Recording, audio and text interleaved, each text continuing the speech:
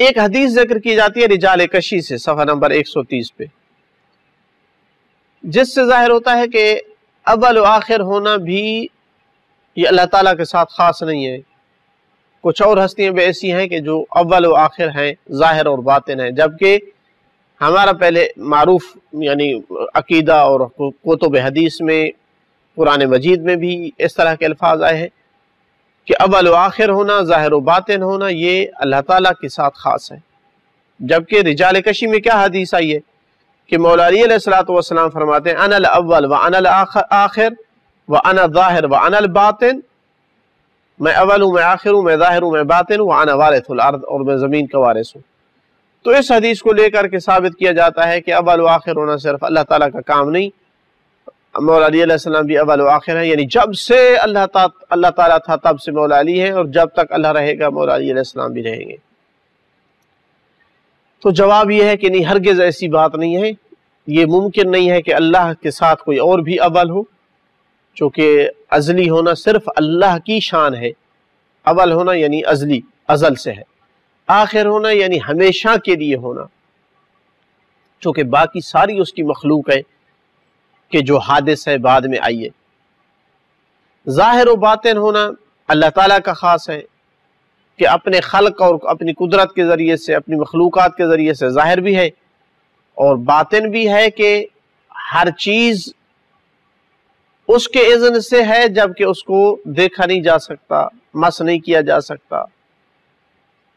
درک نہیں کیا جا سکتا اس کو ظاہر میں۔ یہ خاصہ اللہ تعالیٰ کا ہے، کوئی اور اس کے ساتھ شریک نہیں ہے،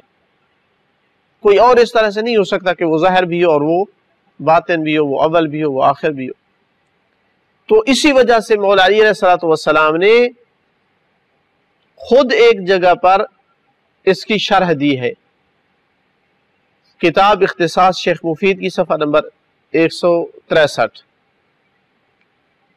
فرماتے ہیں اما قولی انا الاول فانا اول من آمن باللہ واسلم، میں نے جو کہا ہے کہ میں اول ہوں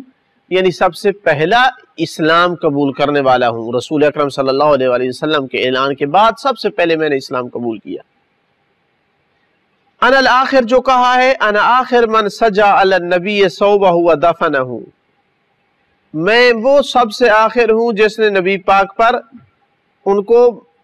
بستر موت پہ لٹانے کے بعد جو ہے وہ ان پر کپڑا ڈالا، اور سب سے آخر ہوں جس نے ان کو دفن کیا۔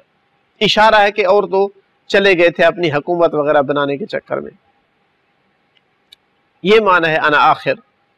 تو سب سے پہلے رسول اللہ کا ساتھ دیا اور سب سے آخر تک رسول اللہ کا ساتھ دیا۔ یہ معنی ہے انا اول و انا الآخر، کہ میں سب سے پہلے اور میں سب سے آخر ہوں۔ اور جہاں تک میں نے کہا ہے انا الظاہر و انا الباطن، تو اس سے مراد فانا عندی علم الظاہر والباطن، مجھے چیزوں کے ظاہر کا بھی علم ہے اور ان کے باطن کا بھی علم ہے۔ یہ مقصود ہے کہ میں اول ہوں، میں ظاہر ہوں، میں باطن ہوں۔ اور جہاں تک تعلق ہے کہ میں زمین کا وارث ہوں، تو قرآن مجید نے کہا ہے وَلَقَدْ كَتَبْنَا فِي الزَّبُورِ مِن بَعْدِ الذِّكْرِ أَنَّ الْأَرْضَ يَرِثُهَا عِبَادِيَ الصَّالِحُونَ، ہم نے زبور میں لکھ دیا کہ زمین کے وارث ہمارے نیک بندے ہوں گے۔ اور امیر المومنین علیہ السلام تو نیک لوگ، عام نیک آدمی نہیں ہیں بلکہ نیکوں کے سردار ہیں، یعنی ایک ابرز ترین مصداق نیک لوگوں کے ہیں۔ تو لہٰذا اللہ نے جن لوگوں کو وارث بنایا ہے ان میں سب سے پہلے مولا علی علیہ السلام جیسی ہستی آتی ہیں جو زمین کے وارث ہیں۔ تو یہ تھا اس حدیث کے حوالے سے جو شبہ پیش کیا جاتا ہے۔